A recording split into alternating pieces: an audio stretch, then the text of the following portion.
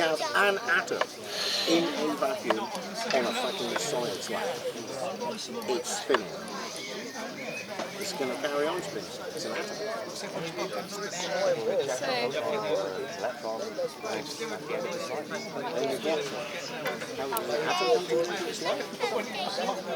You mean if I took an atom of gold and stuck it in a vacuum, just a single atom, that it would stop spinning? That's still a vegetable. Right.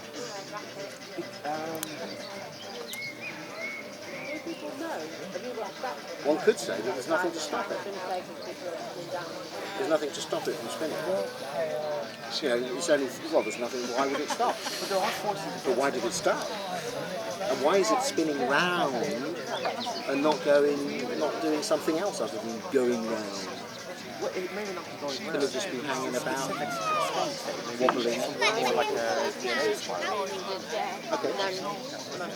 But it continues to go as far as I understand, science understood, as far as I know. I'm only throwing up into the air questions, so I'm not necessarily saying all the answers. In a vacuum it probably would be more sustainable, but in an environment it's certainly utilised. You need something to attract to it, or to get burnt in the fire, or something like that. Or get sun on it. Bug will eat it.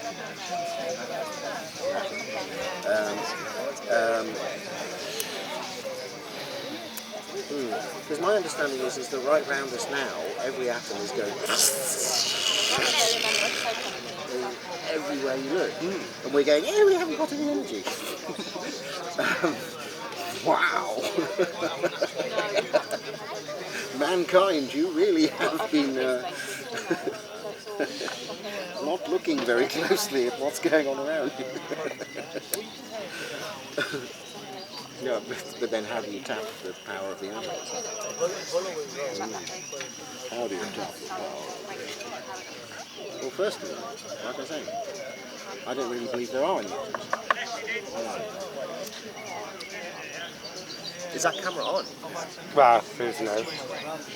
I was just interested. It's good to have conversations like that. To the highest bidder. Would you think? I can put subversive sound bites on YouTube, like that you solve the energy problems of the world for the next million years. I've got that. I got it on there. Oh, did you get it? Yes. Yeah, I got it. I tell you what, I only got it about 5 years ago, and then I suddenly went, windmill, solar panels, don't be silly. We're standing on a ball of fire. It's actually a nuclear reactor. The Earth is a nuclear reactor. It runs on thorium and plutonium. It's certainly hot.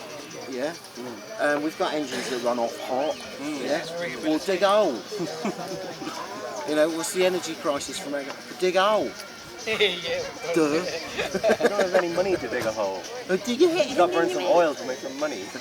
They have to dig a very deep hole. Have you seen this with an atom? It's really nice. These are very small, but you know, where it spins around like that. It's nice, isn't it? That's kind of. But they say that they're in circular motion. Right, well, I know. I mean, they do say now that the model Oh, it's nice. that we see, you Nice, know, that this was from 1928. You know, those pictures. And actually, the current understanding. I still woke up. It's a bit difficult to draw. I was awake for a good couple of Okay, then. Yeah, but I definitely get Bring me the when idea you're on the that bus these to are make waves sure what and time you're coming in. I'll troughs. pick you up from When Wales. you like when you drop something in the water, Alright, alright, then. those would be a ring of Alright, mate. electrons Bye. at that frequency away from where the stone went. Yes, that's the electron orbit. Yes, and then if you go past here, there's another little wave. You don't often get big blobbly bits there, but there's another wave. Yeah, that's the next electron shell. Sometimes you know, that's what I think it is. So there isn't actually any substance. But then comes the question, well, how is energy transmitted if it has no substance?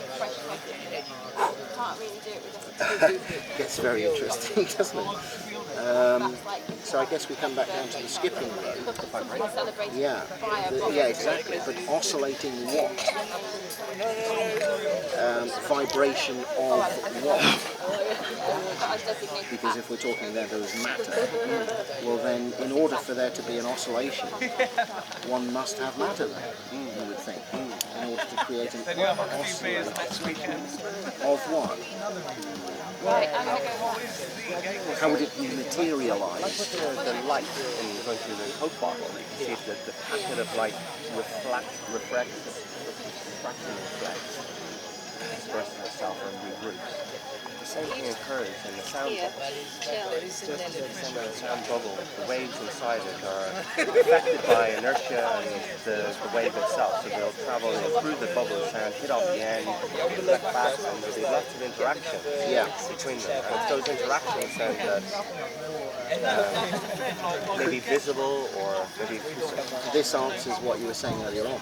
Those refractions and bubbles could start heterodyning with each other and create other frequencies, which then change the frequency, which is what your first point was.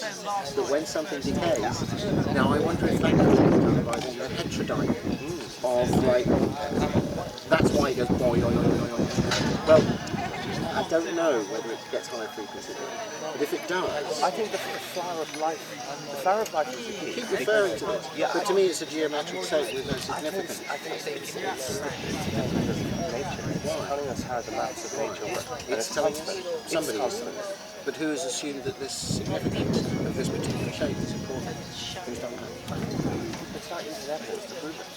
So what I'm hypothesizing is that the interactions of the waves inside are following the golden mean and the flower of life, geometry and mathematics. Predictable. Okay. So the idea that just to go a little obscure of parallel worlds, that you have a waveform in some second dimension where it's kind of a tube and you have all these interactions going on inside the wave. Those hot points produce the particles that we use in our density. But it's happening billions of times a second, and those particles get used in other parallel universes wherever the interactions occur along that tube. Well, I'm still a little bit stuck in the, can you have a wavelength, a frequency, with no mass?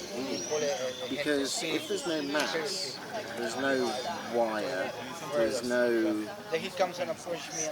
ringing fork, there is no fork, there is no spoon. There's a big bang. Big bang.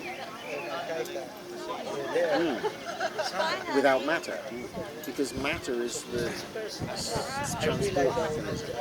It's the transport mechanism for energy.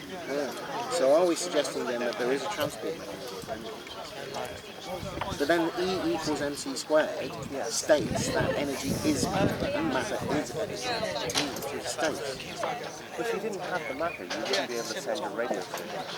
And I think the vibrational frequencies of everything in the space... No, that's not true though, because if a radio signal is right, a radio signal, because in a radio, there is no matter passing from A to B and transmitting to C. There's no matter. Well, an electron is a matter, and whether an electron is actually sent across the waves. But then we get the idea that, like we talk of the tube with marbles in, that when you push one marble in one end, the marble falls out the other end. Yeah. So the effect has been transmitted, although this marble has not been from A to B. But one produces the effect as if a marble had arrived. So perhaps a radio wave operates the same way. You put a little bit of energy in it, but once it's set up, it's like a piece of wire.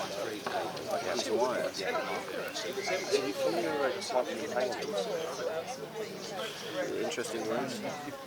The idea that a particle can be entangled with another particle separated across any distance, and the spin state of both particles is maintained, so you change.